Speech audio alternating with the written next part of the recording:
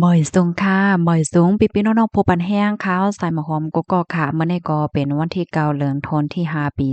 2025ในตอนรายการเฮาค่ะตอนในเดียวเนาะพี่น้องค่ะมารับชมด้วยข่าวง้าวลองฟังเพศภาวะเนี่ยค่ะอันในก็นำป่าจางเตไหลมาแห้งแลจังเกิดเป็นน้ำท่วมหลายตีหลายตั้งว่าหนังไหนค่ะเมื่อวันที่8เดือนธันที่5ปี2025ในค่ะว่าอยู่ดีห้องการฝ่ายฟิงฟ้าราศีฝ่ายปักตาด้วย เพศภาวะก็เลยออกมาเปิ้นเผาลัดว่าในวันที่10ต่อบ่ถึงวันที่13เดือนธันที่5ใน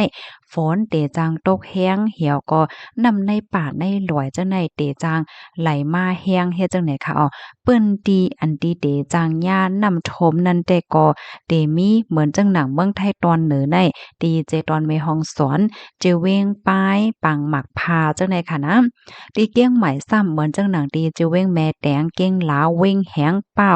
แม่อ้ายฝางชัยปราการจอมตองเสมิงแม่ว่างและแม่ริมดีเจตอนเก้งไห้ซ้ำเหมือนจังหนังดีเจเวงเมืองแม่ฟ้าหลงแม่สวยแม่สายเก้งแสน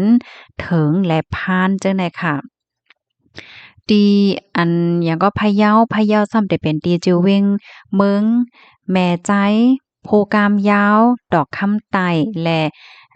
เก้งม่วนเนี่ยค่ะเนาะเชียงม่วนและเจ้าในค่ะตีลำปางค่ะเหมือนจังหนังตีเจเว้งศพปราบเว้ง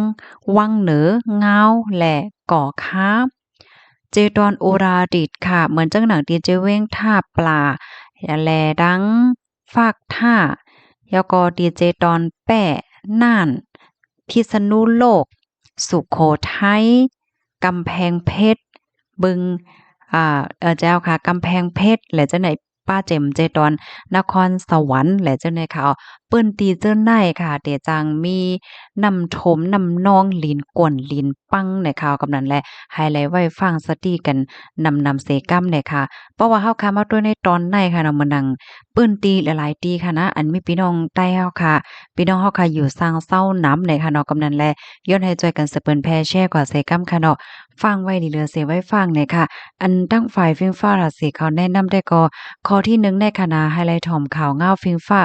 ราศียูตาเซค่ะก็เพราะว่าปื้นดีอันว่ามาเจอนั้นนั่นในมันเดจังมีฝนตกแห้งไว้ให้ไหนค่ะเอานะฝนเนี่ยซ้ำมันจังตกกลางค่ำกลางขึ้นลึกแหละจังไหนได้บางปอกในฝนเนี่ยมันตกในเถินในป่าในดอยค่ะเนาะตีเฮิรนตีเย่เปิ้นตีเฮาใครอยู่นั้นมันตกในก็น่ะว่านำในเพราะว่าโหมันฝนตกในมันก็เดจังเป็นน้ำน้อง ไหลมาเจ้าแม่นำค่ะเฮิรนเยอันอยู่หิมจำฝังฮึกอันอยู่หิมจำฝังนำนั่นไฮไลท์สติโกนำในมันกึ่งกลางไหลหลุบมายามกลางค่ำกลางคืนให้แนวพี่น้องเฮาแล้วก็ที่2เนี่ยก็ไฮไลท์หางเฮียนไว้กำเหลียวแน่เนาะว่าเปิ้นที่อันเจ้าเก่าอยู่นั่นเจ้ามันอยู่จำฝังฮึกเจ้ามันอยู่จำแม่นำเจ้ามันอยู่จำตีนลอยเฮ็ดจังเนี่ยนะเพราะว่ามันเป็นมากลางค่ำกลางคืนลิ้นกวนลิ้นปังหวันนำลง โลพัดใส่ลิ้นกวนปังบักคินลงตกลงมาว่าสังว่าจังไหนได้เพราะว่ามันเป็นกลางวันได้มันก็คือค่ะเนาะเพราะเป็นข้าวกลางค่ำกลางคืนข้าวเปิ้นนอนหลับนอนหลีไหนโกจังเป็นเพเนี่ยค่ะออกกำนั้นแหละให้ไลฟังแล้วก็ที่3ได้ก็ได้ก็เขาก็ว่าให้เจ้าหน้าที่ภูมิพลพรในพื้นที่ในปักตาตัวอยู่ตาเสยแล้วก็ไว้ไปปันฟังปันก้นเมืองอยู่ตาเสว่าเฮ็ดจังไหนค่ะค่ะนั่นก็เป็นข้อมูลอันเปิ้นมาเปิ้นแผ่เมื่อวานในก้อยในค่ะวันที่8นะคะกำในเฮาคาเดออนกันมา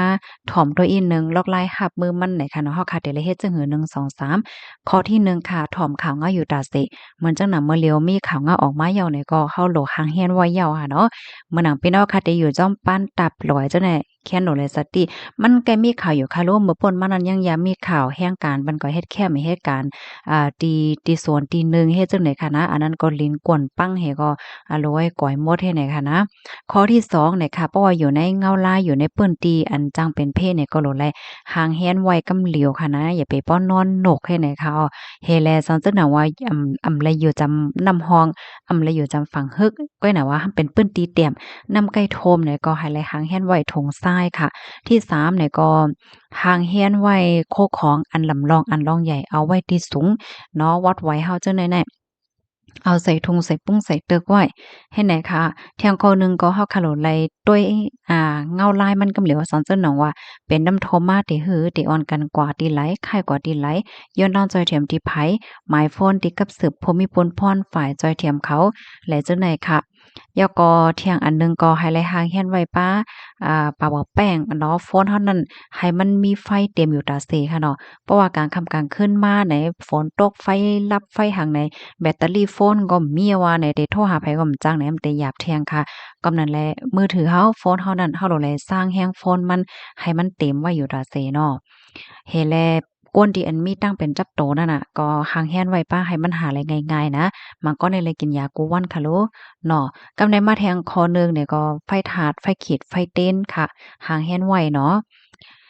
อ๋อค่ะข้อมูลอันใดไหนค่ะเนี่ยก็กำไปยาวอันที่เฮาค่ะเลฟังค่ะเนาะข้อที่1ค่ะอย่าไปกว่าเลนน้ำเนี่ยค่ะเมื่อเหลียวในน้ำโทมเนี่ยมันแรงมันยามเขานะเมื่อกูบอกเมื่อหลายปีป่นมาได้ก็เพราะว่าฝนตกมาเนี่ยก็ลูกอ่อนได้เจอก่อนเลนน้ำค่ะเนาะเมื่อเหลียวในเจ้าหน้าที่เขาว่าอย่าไปกดเล่นค่ะเนาะน้ำเนี่ยมันเจียวสั่งถูกอีหยังมาจอมน้ำก่อมโหเนี่ยค่ะข้อที่2ก็อย่าไปฮ้อรถก้ามาพ้องตีน้ำทมป้อเฮาค่ะว่นว่าแต่มีน้ำทมเหย้าเนี่ยก็อย่าไปฮอก้ากว่านะคะมันเหมือนกูปอกเหย้านะมันยามน่ะในมื้อเหลียวในเพราะว่ามันท่วมก็มันจังท่วมแรงเฮ็ดไหนเนาะกำไรแทงข้อหนึ่งสอนลูกอ่อนเฮ็ดกลางโตเจ้าเก่าค่ะเหมือนจังหนังบ่พ้องตีน้ำท่วมนั่นอย่าไปกว่าจำสายไฟอย่าไปกว่าเตอร์สายไฟอย่าไปกว่าจำปลั๊กไฟเนี่ยอันนี้ลาดปันลูกโตเจ้าเก่าไว้ไผมันเนี่ยค่ะเที่ยงข้อหนึ่งเนี่ยก็ไฮไลต์สอนลูกอ่อนล็อกไล่เอาตัวรอดค่ะเนาะเพราะว่าน้ำท่วมในกึ่งหลีไลเฮ็ดจึงหือหรืออะไรก็อยู่เปิ้นตีอันสูง เจ้านายนั่นน่ะเนาะอย่าไปกว่าเล่นน้ำปยก็ให้แลสติป้าโตสัตว์มีกล้องอันเจ้ามาแหละเจ้านายเนี่ยเขาให้แลหมอกลานในปันเขาเนี่ยค่ะคอมมอนตอนในค่ะเลยเปิ้นยิงออกมาดีอนามัยมีเดียออกไว้เนี่ยค่ะหนังหือพี่น้องเฮาค่ะบ่เด่นจังไลฟังกันนั่นสืบเปิ้นแพ่แชร์กว่าใส่กำค่ะย้อนให้อยู่เลยกินหวานในรถเพกันค่ะเนาะออค่ะหมอยสูงค่ะ